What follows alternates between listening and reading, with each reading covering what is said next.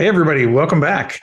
We don't have any intro slides today because, well, Greg can't make it, but that doesn't matter. So welcome to the Local Marketing Institute Q&A Live with Ben Fisher, your host.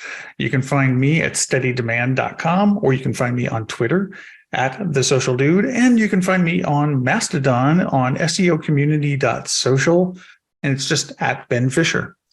And I'm joined today by a good friend of mine and another fellow product expert, Jan Gilbert. Jan, hey, tell everybody about yourself, man. Hey, everyone. Thanks, Ben, for inviting me over this week. Yeah, my name is Jan Gilbert. You might have seen me around in the local SEO ecosystem out there. I am the creator of Local Falcon. I work with DBA Platform. I work with Joy at Sterling Sky. I'm like Ben said, I'm a Google Platinum product expert. And I'm also a moderator on the Google My Business Reddit forum. So I'm kind of everywhere, and I have my eyes out all the time of what's going on, and I'm here to answer questions. I love how Reddit is still called Google My Business. I can't change that, and it's not even I didn't start it. I'm a moderator, but I didn't start the thread, like that forum. You can't, once you lock it in, like you name it, it's done. It's can't. Done. That's crazy. That's it. But there's still a lot of people that go there and find it that way, and I try to optimize the description to say Google Profile instead of Google My Business, but you can't change the URL name of it. So that's the way it is. Well, at least they didn't call it Google Places back in the day, right? So, Jan, I personally love Local Falcon. I think it's a great tool. It's excellent for checking ranking, excellent for checking, if you want to pop down a new location, right? It's great for checking where your location actually ranking drop-off is. So you can kind of estimate where a good place to put it. But, I don't know if anybody's heard this before, so why don't we just do this really quick, is what's the history of Local Falcon? Why did you start it? How did it get started, and how did it get to where it is today? Oh, yeah, sure. So, I mean, I was just working with clients, and I was using other rank trackers, and they were basically the traditional style of a rank tracker of like organic. So you would have a keyword, here's your placement, and it would draw a graph. But with local, the problem was that there's a proximity component. So you can check from one place, and then you go 2 miles away. Well, your rankings are going to be completely different. And there was really no way to check that unless you set up a rank tracker for multiple locations, and then you would have different graphs like placements, and you couldn't combine any of that. So I envisioned a tool that would just check lots of different places and give me a rank. And so I conceived of the whole idea. Now, I mean, that grid tracker system is been emulated in lots of different SaaS platforms, but that was me. That was the original one that basically conceived of this, that just it took off because it just works so well. So I had that, but I'm an SEO guy. I wasn't a programmer. I'm not a SaaS developer and stuff like that. So eventually it just got too big. So I actually sold Local Falcon. I'm still involved with it in multiple ways, but I'm not the owner anymore. So I say I'm the creator of it. But yeah, everywhere where you see a grid tracking system, whether it's a Moz or whatever, they all copy me.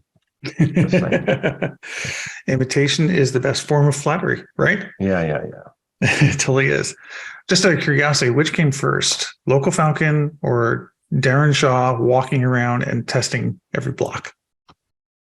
Oh, I don't know if I don't think I got the idea from there. I mean, when new inventions or new things are coming out, it's always like a bunch of stuff that always amalgamates, and it's just it's just time. It's ready to evolve, right? And it just happened to be me that put it together. But obviously, I'm taking pieces from all kinds of resources and other people that give me ideas. It just doesn't come like just spontaneously. Right on. Yeah, totally fair, man. I was just always curious about that. I was like, because I remember when he did that. So I think it was more my frustration with, I think it was Bright Local, and it was just like, yeah, okay, here's tracking for organic and here's tracking for maps. And I was just getting so frustrated because I can't visualize. So then what I did is I had a plugin on Chrome, and it could emulate a different like GPS coordinate, and I literally just moved that coordinate half a mile, and on Paint put a spot. Okay, we're ranking 3 here, ranking 5 here, ranking 7 here. And it took me like hours to do one graph of like 100 pins or something, just to like, it worked. I'm like, wow, now I just need to automate it. And then I was able to do that. And then, but then all the data recording and all that was like way too above my head. So that's why I sold it off, because it wasn't my thing anymore. But Right on. yeah, Right on, man. Well, cool. Thanks for the story, dude. I mean, it's a great tool. I think everybody in the industry appreciates what you created. So, and like anything, a great tool can be created just out of your own basic need. So that's what awesome. it was. It was like, I need something better. So I did it. Sweet. Cool. All right. Well, with that, we will get into our standard format. So, and how can people reach out to you, by the way? Lots of ways, but I think the easiest way is just my name. So yan@yangilbert.com. I think that's the best way for my email. You go to my website, yangilbert.com, and there's a contact form there. So I do lots of work for other people, but I do consulting and I take on my own clients. So if you ever need that, but Ben obviously has very specific things for his what he sells, but I like to do audits. So right on. Cool. Okay, sounds good. So with that, we will just get kind of started in here. And by the way, everybody, if you have questions, please pop them into the Q&A. Don't put them into chat. They will be ignored. All right, with that, we'll get started. So we're just going to kind of go over resources and news and little things like that. And then we're going to get into questions. And then at about 1:30, we're going to go into live Q&A. And also, if you have anything that you need debugged, like you actually have a real problem that you want us to look into, feel free to go ahead and put that into the Q&A as well. And because we'll be answering those towards the end. With that, the first thing I want to talk about is Barry Schwartz over at SEO Roundtable has put together 19 years of search. And he's also done a good roundup of what's happened this year. So if you're ever looking for a resource and maybe you forgot some stuff that happened this year, because like there's a lot, there's a great resource for you. And so let's see. The next thing we want to talk about really quickly is that there is a test going on, which is showing a kind of a percentage bar, which is showing you the review sentiment. So is it negative? Is it positive? And is it neutral? It's kind of an interesting test. I really hope they actually rolled this out. Review sentiment's an important thing. It's a part of a lot of tools. And so, yeah. So again, Doug, if you have questions, please put them in the Q&A. Thanks. All right. So to clarify on that, Ben, in case people don't have time, is it taking like bad reviews and good reviews, or is it actually reading like the sentiment of the actual text? Because I know Google could do that and coming up with the number, or is it just like the positives are like 3 and higher is green and 1 is like, how is it that calculated? I think that I haven't looked into it that deeply. But, if I have to make an assumption, Google's not smart enough their AI is not going to be smart enough to read the sentiment of the text, right? If they were, they would be able to express it in other ways, I think, on the reviews feature. So because there is a Google tool. Yeah, there is a Google tool that does the sentiment. I forgot what it's called. It's one of the AI text things, and it's been out for a little while. But I haven't seen this live yet, so I haven't been able to test it myself. So apologize if I asked you a question. Sometimes it's hard. We see things, people see it, they test things in different countries, and we're like, oh, when are we going to get it? And we're like waiting to get it, to be able to play around, right? Exactly. And most of the time, some of this stuff just never comes to fruition, And so I think it's just intriguing more than anything else. But again, an assumption would totally be that, I think it's based on the number of the stars and the rating, basically, because wouldn't be able to incorporate ratings into that sentiment because there is no sentiment, right? Yeah. So the next news item that we've got is Google is suing over fake review solicitors. So what ended up happening here is that, if you go into Google search and you just look for, buy Google reviews or Google reviews, you would end up seeing a lot of review sellers. Also review sellers reaching out to Google Business Profile merchants via their messaging systems, etc. So basically just making the entire system really, really horrible as far as, the ability to buy reviews. And we all know fake reviews are the bane of everybody's existence. So Google's finally taking some legal action against these guys, and they're firing the first shot. How shall I say? So if you are a Google review seller, you probably need to pay attention to this, and maybe think about stopping and using your talents in other ways. Just saying. Yeah, and I have a story. Something that happened last week where I had someone call me who had all of a sudden they had 41-star reviews on their listing in 2 days. Yeah. They're like, oh, there's fake reviews coming on. And then as I'm going through the listing, I'm like, well, there was a lot of positive. There was tons of positive reviews that were coming in droves, for months before that. And they looked fake to me too. So I said, be honest with me. I said to the client, be honest with me. I said, what was going on? And he says, I was buying reviews and then I stopped. And after I stopped, the guy who was giving me the good reviews started posting tons of negative reviews, yep, blackmailing me to keep going. So yep, when you engage with shady people, they're going to do shady stuff. So we got them off because we went to support and said, this is fake reviews. So we were able to get off the bad ones and probably tons of the good ones too. But when you start buying reviews, you're going into the ecosystem of the bad world there, and you don't know what they're gonna do. Like now they have your email, they got you, they know you have money you've been paying. So now, in this case, I don't know how often it happens, but in this case, he was getting blackmailed by the same person that he was buying the good reviews from. So be careful. You don't want to put yourself in situations where you're compromising yourself like that. Also, just to add on to that, and I so agree with you, is that, if you do get a message from one of these people that are trying to sell you a review, don't engage. They don't know if you're really, it's kind of like scammers who try to do robocalls and then they find out that you have a real phone number and then they move you into this total scam, right? Where they're trying to get money out of your bank account. It's the same exact scenario. They don't know if there's somebody on the other end listening.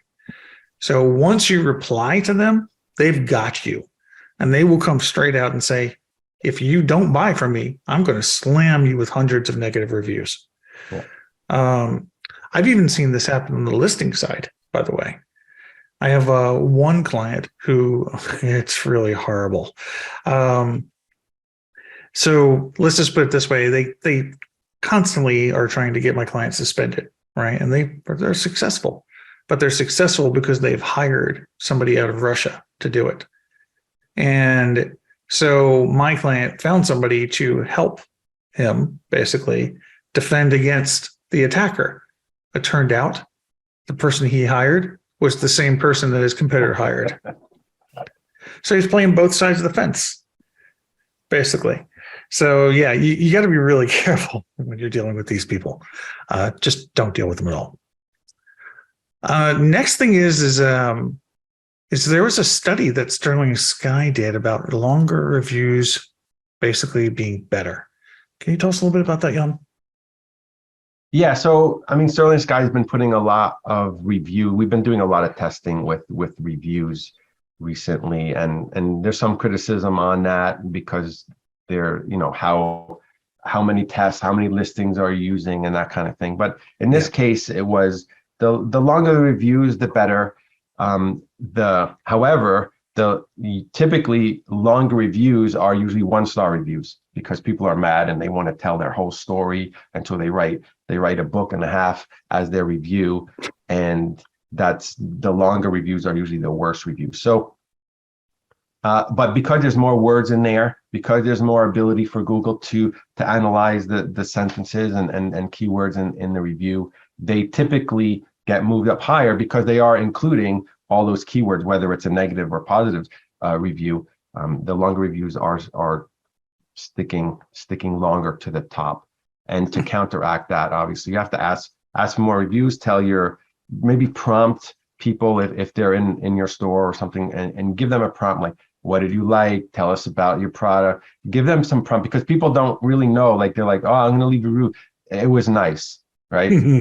That, you know what I mean? If you prompt them with a couple questions, it really helps them. And then, of course, not to deal with the length, but if they leave an image, that always is a really good thing as well, because that'll help get past the filtering effect. A lot of times is when you leave an image. And also, with I believe, review. So I think Joy did another study too about the image having a little bit more of an impact as far as where it's going to be in the list. Yeah, and it's just because it could be two things. It's more because Google trusts the review more. Like, okay, it's a real review because there's an image attached to it now. But also, it's good for you guys because there's more engagement, because now there's a review. People can read the review, they can click on the picture, expand the picture, maybe scroll to another picture. Now there's more engagement points on your listing, and all those engagement points start to accumulate and can help the ranking of your listing over time. Exactly. And, it's one thing, being in this industry for 30 years, I mean, I can tell you is that Google loves user-generated content. They just do. And they trust user-generated content even more than they do the merchant in most cases. So, and I believe, well, not I believe, I know. It's like, for instance, for local guides, when they came out with the point system, they said, hey, if you write a review and it has more than 100 words in it, we're going to give you more points. So the encouragement for people to leave more reviews and leave reviews with photos is absolutely there on one side. And now these studies kind of back up the fact that, they're actually very valuable as well to you as a merchant. And I think that the real nutshell there, though, is that for the consumer, it's a win. Because if I'm going to go and I'm going to look at a review, positive or negative, the more information I can get about why you had a good experience and what you saw and what you bought, the better. I don't know about you. Have you left a long review? No, I before I never really thought about it. I would leave, it's 5 to 10 sentences. You just describe your experience. I mean, knowing in the industry, obviously you try to help more. So you're like, oh, I'll put an extra few keywords in there just to, or phrase it the right way. And because I know it's not like 100% just stream of consciousness review. It's like, I try to think about the review, but I don't make an effort to like leave an extra long review necessarily. Yeah. I've got to admit, I am guilty of leaving a very long review when I have a negative experience. Yeah. Yeah. And there's this one review I left, and you can go to my profile and you'll see it, where I was at Popeyes, just getting some food, right? Bad food, but getting food. And I came back and I found out there was a metal hair, basically a piece of metal, like I forget what you call it, but anyway, but a piece of metal in some of it. And I called and complained about it. And there is more to it than that I was upset about. But yeah, I mean, I left a stupid long review. It must have been 200 words. And it is the highest viewed review that I have. So yeah, try to have a good experience. Try to give a good experience. People want to read reviews, and the longer the review, the more they're going to trust it. So ask your customers to leave reviews that describe your experience, and you prompt them. If you're face to face, you could do that. I know it's harder, but I like to tell my clients, like, when I start, like, okay, we need to get reviews, but let's say you're in a service business or something. Send out an email a week after you've performed the service. How did I do? Is there any follow-up that, are you have any questions? And then in that same email, you're saying, please leave a review. And what's going to happen is, if they do have a problem, they'll write back to you, because you're saying, like, I'll fix whatever. If there's something wrong, let me know. They'll tell you. They're not going to go and leave a bad review. But if they had a good experience, they'll leave a good review. So always follow up with your clients and customers. And if you're in those kind of industries, send an email a few days after, follow up. If you engage back with them and they're like grumbling about something, or they didn't do this right, they didn't, and then you're coming back, then you can alleviate that grumpiness that they might have or fix whatever problem, and then they won't leave the bad review. So you're avoiding that kind of thing. Plus, you're asking for the good review if they were happy. So there's business things you can do to help avoid the bad ones and get more good ones. I agree. And you might as well to top that off with, you know what? If you do get a long bad review, make it right. Not so they fix the review, but so you're making it right for that customer. And also at the same time, use the feedback to learn about your business.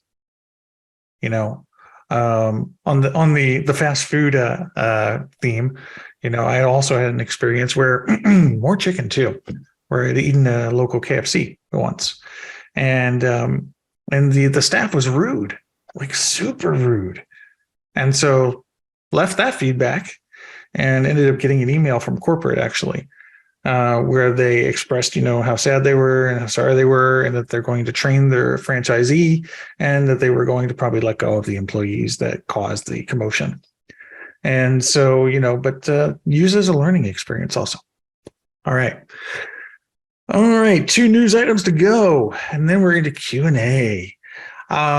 So this one is a little one. I mean, basically what it is it's showing that there's a new kind of Google GBP interface when you're looking at a business profile that looks a lot more like what it does look like on mobile search. Meaning there's a tabbed interface, it's no longer square, it's kind of rounded. But there's quite a few iterations of it that are out there right now. And, Barry put together kind of a good compilation of all of the ones that people have seen. This kind of goes back to what we were talking about before, right, Jan? Which is, these features may or may not come to fruition. I personally like it a lot, actually. Where you can look at the overview, the posts, the reviews, etc., just by going through tabs instead of having to click on interface items. I think it'll depend on maybe certain industries or categories that might work better than other ones. Like, I can't see my picture, or that picture is too big, and anytime something changes, some people like it and some people don't like it. So Google will force it on you regardless. So you have to adapt when you get it. Oh, you mean kind of like, I don't know, the Google name change or the Google business profile manager going to the in-search experience. That was fun a couple of weeks ago. I still don't like it. I'm still not used to it. Yeah, I know. I've encouraged my entire team to dig into it and just use it. And we created a visual guide for it because you know what? It's here to stay. Yeah, for sure. Yep. Loopholes won't be around forever. All right. And then the last piece of news is probably the most important piece of news. And that is, drum roll, please. Reinstatement. Yeah, I know, right? No soundboard. Reinstatements, as you know, have been up to 22 days for the past, I don't know, we're talking, I've lost track. I think it's 5-6 months now? Something I don't know if it's that long. I know it's been 3 months about, At least. Well, it feels like that. It feels like about. But reinstatements are now, I can tell you officially, they went down to 7 days, and now they are within 24 to 48 hours. So rejoice. Yes, you can get reinstated pretty quickly these days. I'm sure, especially right before Christmas, because if a listing was gone down, I mean, a lot of people lost a lot of money because of Google support screwing up, right? Of whatever it was that was making a delay. But back to normal. Hopefully it stays that way for a long time. Exactly. And, good on Google, right? Because they saw the issue. They heard us product experts complaining a lot about it, and they staffed up their department. And, Yeah, Trisha, you can definitely tell your client that my recommendation for you right now is, because you never know, this is kind of new consistency, meaning about a week. So I would still say 24 hours to 14 days, even though you'll get it in 2 days probably, if it's a new reinstatement request. If it's a appeal or something like that, it's a different story actually, because that goes into the backlog. So I would recommend you give your client a little bit of an expectation of a longer period of time and show them something, of course, that's going to happen faster, and you'll be the hero. And you have to, and I don't know, Ben, we'll see how it goes. If they've just trained a whole bunch of new people, they may not, the quality may not be there. So you might get denied, and then, because they're going to have a process. But you could always go to the forum if you think that they've made a bad decision. Yeah. Always go back to the forum, the Google forum, and say, hey, support won't reinstate me. Can you look at this again? So you always have one additional way if you really have a legit business with all your proof and documentation. So, but Ben excels at that kind of thing. So you could always, yeah, we do a couple. We do at least a couple hundred reinstatements a month, and I can tell you that when we started seeing the time period go from 22, and actually it was from 22 days down to 8 days, there was a severe quality lack at that point. And yeah, where we had to actually just like, literally, it's like they would ask, well, where's your, we need a utility bill or a business license or something like that. And it's like, I want to reach through the computer and strangle somebody and say, but I've already submitted this to you twice. And so, yeah. But I can say that what I've seen in the last week, it seems to be really, really high quality. Oh, that's good. Yeah. Great. So I completely agree. I mean, there was definitely a period of time there where it was totally lacking. That was really frustrating, by the way, when they wouldn't get back to you for 22 days. And when they did get back to you, the quality issues were there big time. Yeah. Yeah, definitely good point. Cool. Now into Q&A, everybody. So, all right. So the first thing we got is, Jan, question for you. So this is about gas station prices. Mm-hmm. All right. So I am assisting a Speedway gas station listing and seeing many locations showing fuel prices, but not ours on Google Maps. Which does not have consistency for all stations with each search or browsers. I checked the forum, found little details and on where Google's pulling this data from. Could Gas Data Buddy be the major source? Or are they using the GBP API? Or are they crowdsourcing? What do you think? So yeah, so I went back and looked. So it's been, I mean, the gas has been there for a few years. It's not a new thing. I've never done SEO for a gas station, so I don't know exactly where it's pulling from. Gas Buddy, they probably have a partner with Google. I don't know if there's other partners. I know Gas Buddy is a partner with Google, but the discrepancy part I'm not sure about. So maybe go through Gas Buddy. Maybe there's a way to do it through there, and then Google pull the data through them. So I know Google's help documentation is not usually clear on some of those third party. They make deals and they don't even tell the business owners, right? We've seen that a lot of times. So yeah, sometimes you have to find where's the door. I don't know where the door is, right? So definitely go to Gas Buddy, I would say, first, and see if you're listed there and what the price is, and if it's consistent, and try to fix that part, and then it might fix the Google part along the way automatically. Yeah, I have to agree. I believe that Gas Buddy uses probably a feed of some kind for real-time data. I mean, I would think that that's kind of the only way that they could really do it. I'm not certain 100% if it's Gas Buddy either, but it would make the most sense because it is probably, I think, one of the most widely used apps that are out there. So I would say, since the subscription, like you pointed out, is $49 a month, try it. Call their sales team and, ask them if it's going to show up on Google Maps or not. And if they say yes, then you've got to win. And actually, heck, Paul, if you find out that the answer is yes, please come back and let everybody know. So great question, though. All right, cool. Okay. So next question is about reviews. And so it's more of a statement than a question. It's okay. So Susan, you can, since you're in the audience, you can answer this for me. Which review bug are you talking about? I'm going to read the question, but if you could let us know which one in the chat, that would be awesome.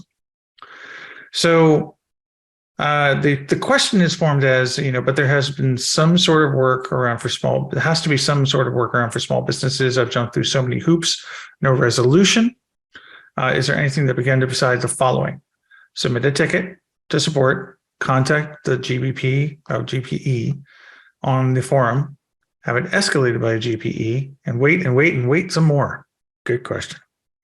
Can you recommend anything else that can be done prior to the bug being fixed? Killing your clients. All right. So missing reviews and unable to leave a review. Okay. So you're talking about the old review ghost and the new review ghost, basically. So unfortunately, these are not bugs. These are features. And so there's no way around that. The review filter is there. What we've actually found is that for the most part, the review filter is doing its job. The majority of listings that are affected where reviews go missing is because they're being bought. So, but however, as we all know, Google has what they call the mental test, which is where there has to be X amount of false positives that may basically show that the test is actually working. And so you're probably running into a lot of false positives. It seems like a lot to you and your client, but in Google's eyes, it's very small. So yes, legitimate reviews going bye-bye. That is actually, again, it's a feature. It's not a bug. What can you do? The only thing that you can do is you need to have proof of which reviews are going missing. So they could look through all of the reviews they've gotten and provide screenshots of the reviews which are missing. And you still have to go through the steps 1 through 4 to get them to us, basically to the product expert team. You can reach out to support first, like you said, that's step number 1. They may or may not understand what you're talking about. And then, yes, you're going to have to go to the forum, and then somebody like Jan or I can go ahead and escalate that for you. Jan, what do you got, man? Anything that you would like to add? Yeah, it's frustrating because support will just come back with the standard. Our review filtering system is designed to help blah blah blah, and then but you'll get a ticket number at least, and that's when you can go to the support forum. At least you're bringing us a ticket number. I've not had very good results unless there's a technical issue. Unless sometimes there's a new listing and you're just leaving reviews and nothing ever shows up. There might be a technical issue on a brand new listing, but if it's an existing listing and reviews are getting wiped, it's just the system is doing what it does, and I've not had good results bringing that up to an escalation and getting them back. Like even my listing at one point, there was like 10 reviews that people left. None of them showed up, and I escalated, and they're like, "Nope, sorry." And I know they're all legit my clients. They're my clients. I know they're real. And nothing ever. And that was me on my own listing. So you can't. There's certain thresholds that Google will care about. Like if you're missing 100 reviews, they might look at that. But if you're missing a handful, they're like, whatever. We got better things to do. Like they just don't really care. What's the answer? Again, if you think it's a technical thing, go to support. But otherwise, get more reviews, longer reviews with pictures in them, and then they'll stick. Yeah, I will say that I've had a little bit of a different experience in the escalation point.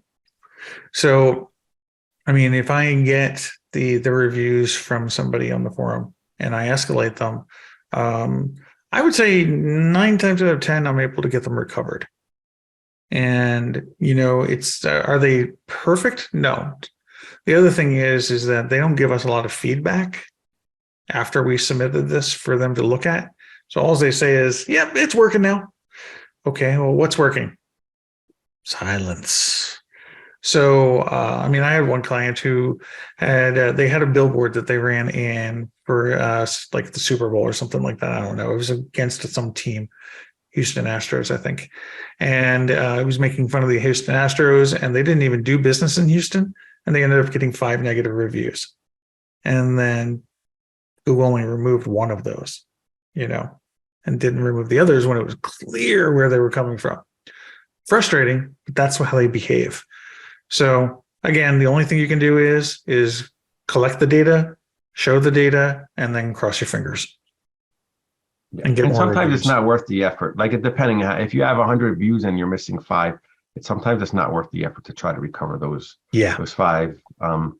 There's a point where you just say, you know what, I can't spend a half an hour interfacing with support because I have better things to do to optimize a client, blah, blah, blah. Like, I know it's a sticking point with business owners. I lost reviews, I want them back. Yeah, but am I going to spend 2 hours trying to get them back for you? Because that's not a good use of my time, right? So there's a balance you have to keep in mind as well. Yeah, totally agree, man. Totally agree with that. All right, cool. So next question. Too many Google reviews, Jan? All right, so this one comes in from Al. So Al is asking, a website I managed had good SERPs when the company had a BBB complaint several months ago. Oh, and then they had a BBB complaint several months ago, which crashed their SERPs.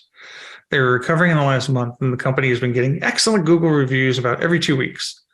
This week, they got 4 in 2 days, and the SERPs crashed. Nothing else changed. All reviews are legitimate, but a few were from first-time reviewers.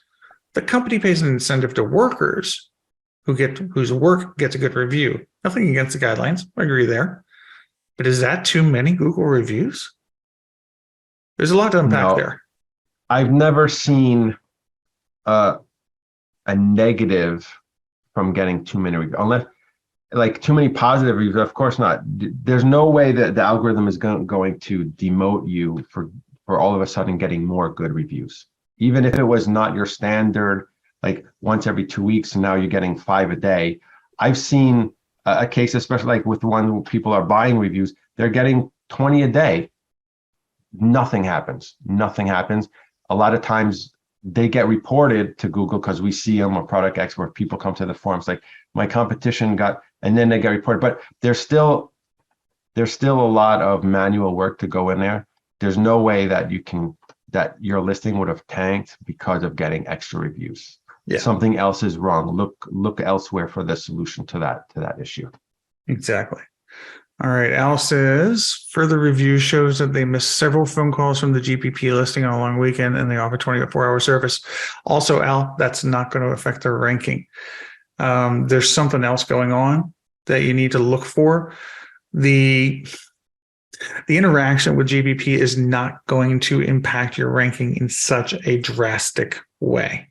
Basically, engagement will help with ranking, but in this case, the lack of engagement, meaning phone calls are not being answered, won't, because GBP doesn't have what's called the magic merchant response rate. They're not tracking this information. Even though they have their own tracking software, they're not for the majority of listings. So unless you turn it on. So yeah, I would just look in other places. It might be age of the listing. It could be age of the website. It could be lack of links. It could be competitors doing other things that you're just not doing. And that's probably going to be more likely. You could have new competitors coming in, stuffing keywords into their name, and then they're getting edited out. And maybe that's why you're seeing spikes, and lulls. So there can be just so many reasons. I would look to organic SEO, to be honest with you, more than I would be looking to GBP. And a lot of times, and not to doubt you, but a lot of times people come to me for audits, and they're like, "Oh, my visibility went down, my rankings crashed, whatever." And then I always ask, "Well, how were you tracking?" And a lot of times they weren't even tracking properly. So I'm not doubting you, but I'm just saying sometimes a lot of times when it's coming to me like, well, were you tracking with a grid tracker? What rank tracker were you using? When was your before and after? Or were you in incognito if you're doing it manually? There's lots of factors that I have to kind of go through that I just can't take it at their word. That's like, oh, my rankings went down. Yeah. I have to check it. Yeah. I completely agree with you. I've got clients who say, I can't find myself today. And I'll throw them into a grid tracker like Local Falcon. I'll be like, I see you just fine. As a matter of fact, I just Googled you and I saw you. They're like, well, I'm looking on my phone and I can't find myself. Well, maybe you should try incognito. Maybe you should ask your friends to go take a look. Maybe you should ask somebody who's at that location to go take a look. Yeah. So I agree with you. Always come at it with logical data, basically. And usually, welcome, Al, totally. Okay. Next question is from Liz. So Liz is asking about branded pins in Google Maps. One of our clients is seeing competitors with branded pins showing their logo. Our client is currently using Google Ads and can see a difference in the type of pin when viewing versus ad versus GBP. But it's questioning why their ad pin isn't showing their logo. All areas are in GBP, there's logos.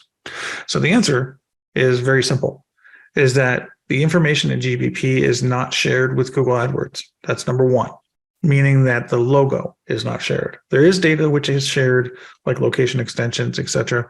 And GBP, when you are doing when you're doing those pin ads. However, when you do those branded pins, I believe you have to provide them some kind of a logo. I'm not 100% sure on that one, but it comes with when you purchase it, basically.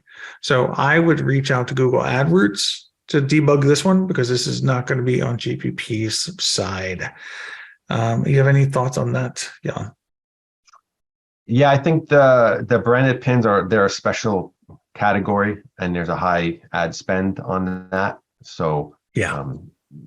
You'll have to check with I don't know the details. It used to be, like $1,000 a day or some crazy amount like that. It was high. I don't know what it is anymore. I'm not in the AdWords space too much, but that's where it was when we first started seeing it. Like, that's what they told us, and we're like, oh, okay. Yeah, I'm pretty sure it's $1,000 a day, actually. As a matter of fact, I think Joy actually published that number somewhere. Yeah, and that's a little while ago. That's what I'm saying. Maybe it's changed since then. Possible. I don't do a lot of bad stuff myself, so. Yeah. All right, cool. Next one's for you, Jan. This is from Donald. So Donald is asking about Google Business Profile photos. So let's see. His question is, my client is wigging out about a messy looking photo gallery on his profile. Let me guess. Is he a dentist? Just saying. No. So mainly because, but not limited to, the before is 20 photos away then from the okay, it's probably a dentist before and after. And dentists, they wig out a lot. So I told him that this is beyond your control, beyond my control, but he wants to go and delete the photos and reload. Advise him not to. His cover photo has 2,000 views. Okay, what can I do? So I would say don't delete images. I agree with you. Don't delete the images if they're there and they've gotten engagement on, because then you're deleting data that Google has collected, and you're potentially, hurting yourself.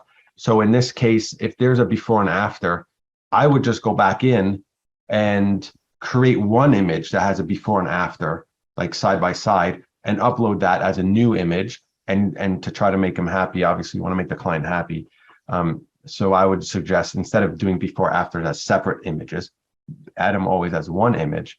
And if the messiness, yeah, Google will mix things around. There's not really that much control over the order. But if he doesn't like what's there, don't delete what's there. Add new stuff. Just try to get more and just overwhelm to get all the newer stuff that show up higher. But yeah, definitely with the before and after, keep them as one image. But yeah, don't delete if possible.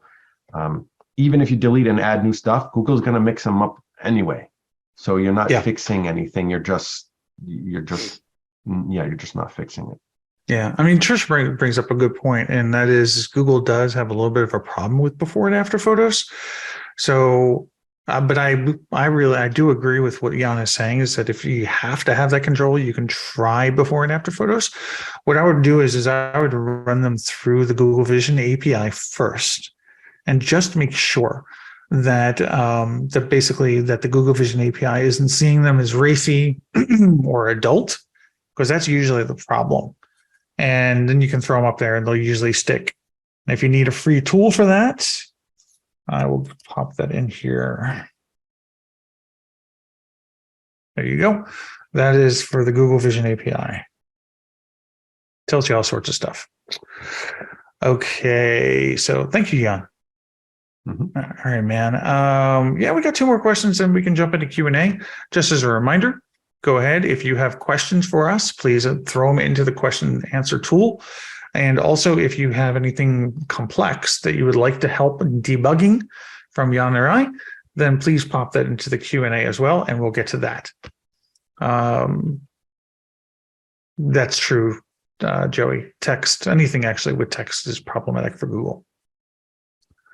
All right. So the next thing is, it's a question about primary categories. And this one's coming from Katie over at 3 Planes. Hey, Katie. So, is it okay to change the primary category, cover photo, and description for a business that changes seasonally? For example, we have a lodge in Maine that does all of the hunting in the fall, snowmobiling in the winter, and other activities in the summer. Good questions. Good question. Lots of answers. So the basics of this goes like this. Changing your cover photo based on seasons, no problem. Changing your description based on seasons, probably not a problem. Changing your primary category.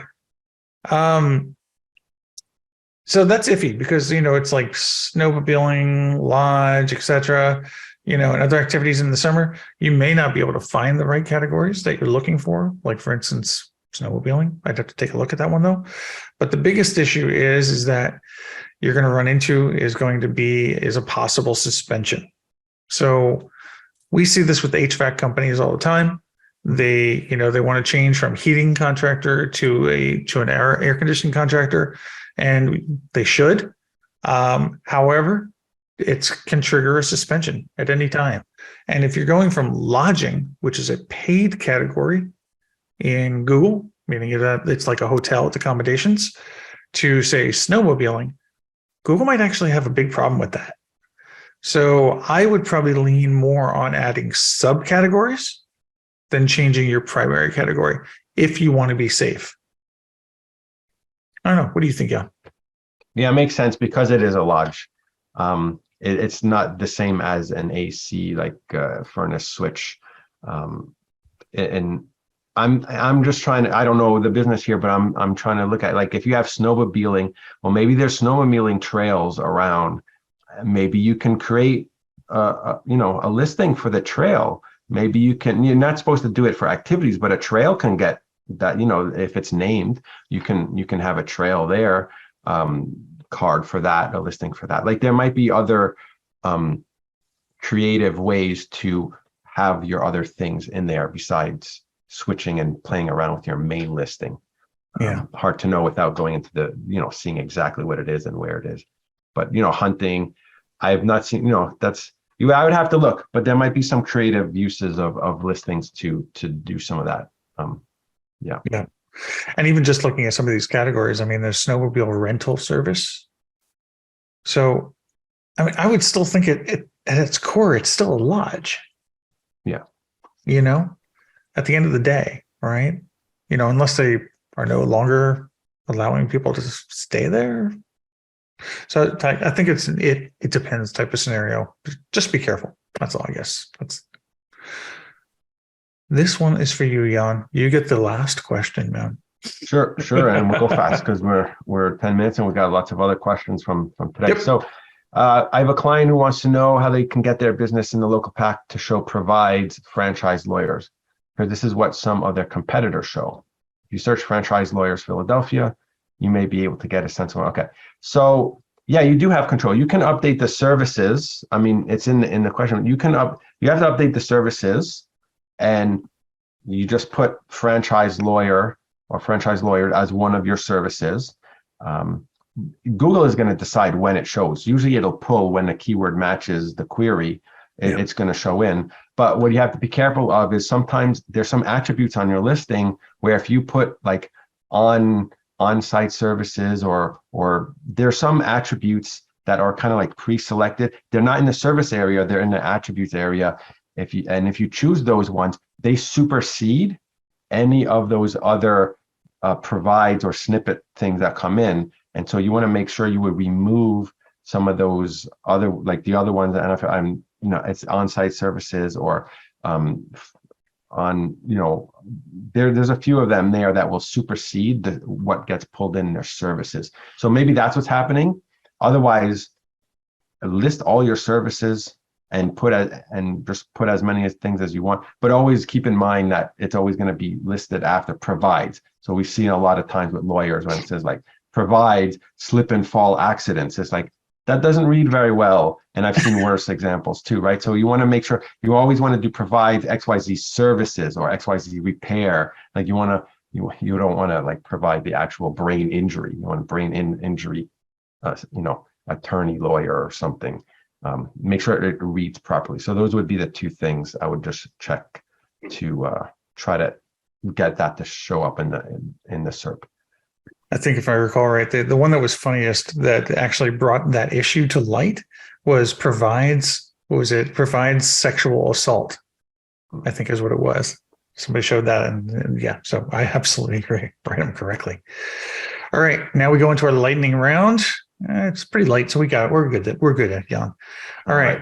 So first question is, I guess it's for me. So, hey Jeff, is there an easy way to get back to the old quarterly GBP Insights reporting dashboard? I've been taking snapshots of these for years.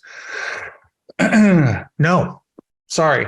GBP Insights is gone. You now must use performance data. The good part is that you can use performance data. You can get 3 months worth of data easily. It goes backwards to 6. Actually, you just click on one chip and then you click on the last chip. I would not click on the last one, which in this case is going to be December because you won't have the full amount of data, but then you will if you do the other previous 3 months. What's really cool about that is if you do that, you get a new piece of insight, and that is you get year over year data. So you can show an increase, which really is going to showcase your work. So good question, Jeff. This one's for you, Jan. This is from Tom Patterson. People write a review for a business. It doesn't publish. The reviewer can see it. No one else can. Is there something the business owner can do, or can the reviewer do to get these reviews to publish? Yeah, so it is part of what we were talking about before. I've not tried if a review gets ghosted, if they go back and update the review and add an image, if it re-triggers and if like a scan and then it might go through. I would suggest that if you have that relationship with the customer to go in, like, can you update your review and add an image, something like that, or ask them to leave reviews for other businesses, and then now their account is more trustworthy, because it's not about the review itself. A lot of times it's about their account. That is, Google doesn't trust their account yet. So ask them to leave other reviews, and now their account will get trustworthy. And then when Google does their pass over again, it might populate back. Yep. And Susan just came in and said, Susan Stoppy just came in and said that she's done that before too, and it works too. So it's awesome. All right. Next one from Doug Elsom. Well, actually, it's the same thing. Legitimate reviews not showing up. What causes this? Jan just explained that. So using the Google review link from GPP. I, however, am in the camp of watch out for the Google review link, because that can actually cause reviews in some circumstances to get filtered. I actually am more inside of the camp of either use your short code if you have it, use a QR code if you have it, and if you're using the QR code, have it direct to your business name with zip code, so that way it just brings up, it looks like a normal search, basically. Or just tell them the normal. Just say, go to Google and type in blah, blah, blah, zip code, and bring it up. That's more natural. All right. So Doug is also following up. I thought you should not do reviews from the same IP address like the store location. What do you think? I've only heard that maybe it gets filtered a little bit more. But, instead of using your own data, But there's lots of places that they're using their IP. So again, I think and not 100% of them don't get filtered out. Some will stay, some won't stay. So again, it depends on the user account at that point, because it's not about the IP address. Because if it was, then nothing would go through. Yep. So there's other data trust value that's passing somewhere, some signals. Yeah. Only thing I would add to that is watch out for kiosk mode, iPads, things like that are at the same location. That can cause an issue. Google's come out and said that. All right. Next question. Right. Yeah. Jeffrey is, hey, Jeff again. So is it now 100% safe to edit GBP listings without the fear of suspension? Is the former suspension issue totally resolved? Just for everybody's notice, this was about 3 weeks ago. I want to say 3-4 weeks ago. And basically, if you made an edit to your GBP listing, it could nuke your listing and get suspended. In some cases, kill all of your reviews, actually. Mike Blumenthal has noticed that. The answer is, Jeff, yes, that was a bug. Yes, it is fixed. Yes, they restored listings that were suspended during that time. And yes, it is 98% safe to edit your listing. I say 98% because anytime that you edit a Google business profile, you run the risk of a suspension. It doesn't matter who or what you are. Yeah, just back to normal. And the core field, obviously, your name, address address is going to probably ask for re-verification, but if you're editing services and stuff, that should be fine now. That's the bug that was fixed. But the name, address, always be careful. Always be careful. Always be careful. And always be ready for a reinstatement. Okay, Doug has a series of questions here. Thanks, Doug. So Jan, brand new GBPs, not getting reviews. We have only very few, but I really don't know what this question is, Doug. So I apologize. Unless you can clarify. We talked a lot about reviews. That we probably covered a lot of that stuff. New reviews, it's hard. New listings, it's harder to get reviews. You just got to overwhelm and use all the tricks that we've talked about to get them to pass through. I think. I'm going to go ahead and give them the link for support. Yeah. Actually, for business. What do you want to link to? The community or for support? Forum. Okay. Okay. So I'll do the other one. I have several clients that work out of their house and have put their home address and it shows up on the listing. I told them that's sort of a problem. What's the safest way to not show the address? I only see you can delete. Well, I don't think it's called delete. I think it's called clear, and maybe that's the old dashboard, but it used to be clear your address. There's no way to delete your address really. So yeah, you should clear the address. Again, even I've had listings where like they're breaking guidelines by showing their address. They're at their house. I'm like, and then you tell them, well, you have to clear it because it's not good because you might get suspended at any point in time. But then they go ahead and clear it, and then they get suspended. And so you're trying to get within the rules, and then it causes the issue itself. But at least you are in control, and you had all your paperwork ready, and now you can submit it. And I've been telling people, like, don't do it now because you're going to wait a month before you get reinstated. And now that the bug is fixed, go ahead and get everything ready and fix what you need to fix under your, if it's a low season for you now, do it now. But if it's high season, don't touch it. Wait till it's low. Like you got to time it a little bit. Just because it's wrong doesn't mean you fix it right away, because it might impact your business, more now than later, or the opposite, something like that. So keep in mind those kind of decisions to change stuff. But yes, you should be within the guidelines. If you have showing your address, you need a sign, basically. Yep, I completely agree, man. All right. Ooh, anonymous attendees back. So is there any type of dilution when you add too many services under categories on GBP? Not keyword stuffing, but similar. What do you think, Jan? No, if I've done this, sometimes there's categories that don't really apply, but they have the right word in there, put it in. Yep, I agree. You can never have too many services. Not to mention, might get actually shown for multiple queries that you never had before. So like we were saying with justifications. And the last question, Doug, thank you again for all your questions. I have a misspelled service from Google. They spell it as epoxy, but it should be epoxy. It was one time, a long time ago, misspelled on the site, but it was fixed last year. You just hit the nail on the head. A lot of services stream into Google Business Profiles from your website. So I would think that the only way you could really fix it is force Google to cache your site again, which I believe you can just do through Google Analytics. What do you think, Jan? Usually those ones you can delete, though. It's not deletable. You should be able to delete any Google service. You can delete them, but if the cache is still showing the misspell, then it might just pop up again. Okay. Yeah. So, and scrub your website. Make sure it's nowhere on the website misspelled too, because that's almost guaranteed where it's coming from. All right. So with that, we have another episode on the books. I want to thank everybody for coming today. Sorry, we've been off here for a couple of weeks. We can all blame Greg and we can razz him about that as much as we want to when we come back here in a couple of weeks. Jan, I want to thank you so much, my friend, for coming.